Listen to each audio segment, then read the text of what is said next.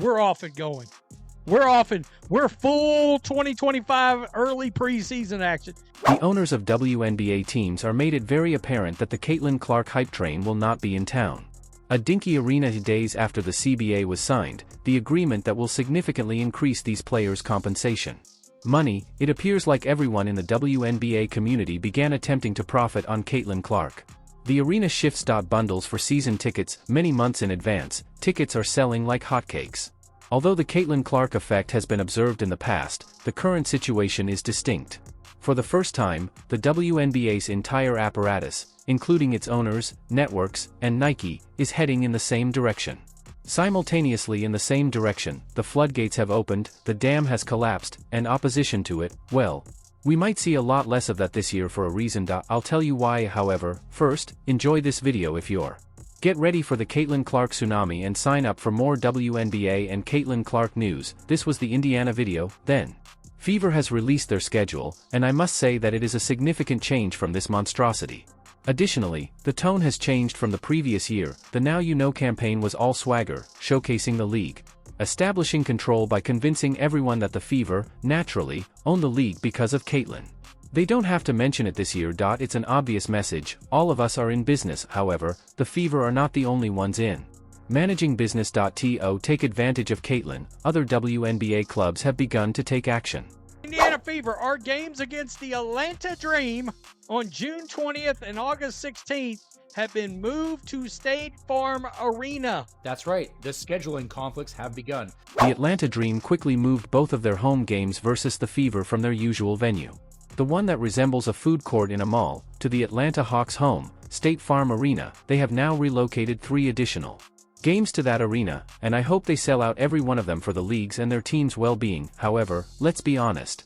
Every team is circling the Indiana Fever as the 2 games on the schedule. Furthermore, I must admit that this was the same crew that said that because of a schedule conflict, they refurbished their venue for the game versus the Fever last season. In order to avoid being called out, I wonder whether they felt the need to upgrade for more teams, simply put. In any case, since it's already occurring throughout the league, they are confident that those Fever games will be sold out.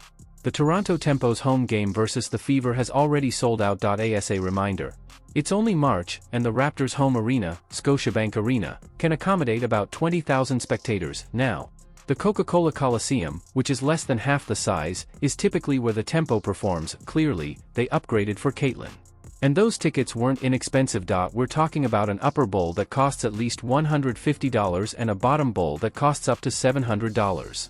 A little viewpoint. As someone who has spent the majority of his life in Toronto, if you're unfamiliar with Toronto sports, that's about how much it costs to enter a Leafs NHL hockey game. I can tell you. It's the most popular ticket every time. Fever games are now selling for the same price throughout town. But hold on, there's more. You see what the Mystics recently did. Not surprised at all that there is clearly one team that is missing. There is clearly one team that is missing here, and all of these teams, they decide that they're not going to put Indiana. They're not going to put Indiana on their half-season. Fever games are not included in half-season ticket packages, so they can obviously charge much more. Last season, teams also did it. Here's the strange thing about the Mystics, though, they are just engaged in one game. In the Wizards' home arena, Capital One Arena, versus the Chicago Sky. I'm curious if that has any had to do with Shakira Austin's complaint from the previous season over the noise level of the Fever's Baltimore games. Well, In any case, the Mystics will play the Fever at CareFirst Arena, which can accommodate 4,500 spectators. I suppose that simply means that the limited supply will result in significantly higher ticket prices. Nevertheless, the majority of teams received the memo, and there will be an increasing number of teams playing the Fever in modernized arenas. Actually, 39 of the Fever's 44 games this season. The season will take place in an arena the size of the NBA. When you follow the fundamental steps, it's the biggest no-brainer ever. Math. 2 to 4 times as many people attend each game and pay at least twice as much for tickets. That is roughly 4 to 8. Multiplied by the earnings from a single Fever road game as opposed to a typical evening. Additionally, it has been occurring for 2 years. Recall how the Chicago Sky relocated their Fever games to the 20,000-seat United last season? Center, essentially acknowledging that Caitlin, not Angel, was the attraction. If not, why wouldn't they perform all of their games there. In any case, although circumstances such as these may have caused hurt feelings in the past, there is a significant difference this year. Share of revenue. When a team relocated their game to a larger stadium for Caitlin last year, the players complained about having the building has too many Fever fans. Why does she receive all the credit? Was the storyline, why is Caitlin the center of attention? As they didn't actually gain anything immediately, however, under the current CBA, players now receive up to 20% of the total revenue. Thus, when Caitlin brings in 8 times as much money as an Atlanta Dream home game, the players in the league receive a get rid of that. Here's why the players ought to be ecstatic. It was estimated early in the previous season that Caitlin is worth up to $1 billion a season to the WNBA if she is healthy and competing. In 2024, it was predicted that she accounted for about 26% of the WNBA's overall revenue. Thus, the athletes who used to, whether covertly or not, dislike they now have a direct financial interest to want Caitlin Clark's spotlight to be as bright as possible. With each game she plays, she literally earns them money. It's easy math. More Caitlin equals more money for all. They're going to receive a lot more Caitlin, so they had best accept it. This is what just took place. Fast break, but it's not going to happen.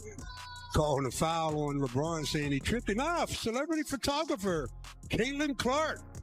Caitlin Clark was working as a sideline photographer, complete with vest, at a Pacers game. The joke that circulated was, does she have any limitations? However, this is precisely the kind of impromptu, relatable, enjoyable stuff that makes informal fans who are more committed. You see her out there having fun and being a regular person who doesn't take herself too seriously. Additionally, it generates buzz with immediate knock-on effects. Just take a look at how Caitlin's absence contributed to this. Notice Caitlin Clark, the photographer, right on the baseline. Photographer? No, Caitlin Clark, the player. Yeah, sorry, I didn't see. She was taking a picture. Yeah, she took a picture of you after one of your. She hit full on camera right on the baseline. I didn't see that. Do you have a relationship with her, or just? Not really much, but I'm a big fan for sure. I watch a lot of games. Definitely her hooping. It's great to watch. So for sure, gotta go in one game to see her. One of the biggest names in basketball, Luka, expressed his desire to attend a game. It's an excellent soundbite for the league, not just Caitlin. That's not something you can make, although you can make some things. And the marketers are becoming more astute. Have you noticed this? Yeah. Open this up.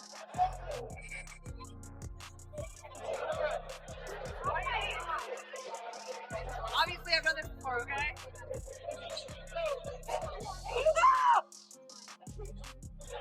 I didn't even notice that. Oh, that's so cute. It's not a coincidence. Nike will want their logo to appear on everything. It's clever product placement.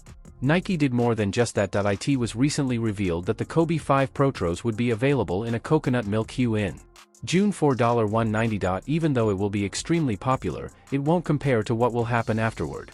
New technology will be included in her eagerly anticipated signature sneaker, the announcer Ryan Rucco, who first used the term hue. I've apparently seen Caitlin's three-pointers. They are real, and they seem to be amazing. Wanted to know about Caitlin's shoes for quite a long time. I mean, I know some things. I can't say them. The only thing I can say is they're amazing. Oh, the only thing I can say. But you've seen them. Maybe. I mean, like I'm allowed to read between them. Is there, what other vague way can I get you to say something without spilling the beans? all I know is when they come out, they are going to be incredible. Incredible. Since these are set to be released throughout the 2026 holiday season, she will propel the league into the public through the off-season. In addition to her May through October on-court activities. She is currently co-favored to win MVP. If takes home a title, disregard it. This degree of preseason excitement for a WNBA player is unprecedented. Not even near, and it will simply continue to roll. Caitlin Clark won't play basketball for 8 months, and her third season is quickly approaching. The entire league is selling out arenas with 18,000 seats, moving into larger barns, and reorganizing ticket packages. Even before a single game has been played, heck, nobody even knows who Caitlin is until the rosters are determined. It doesn't matter who she will play against or with this season, the stars are lining up.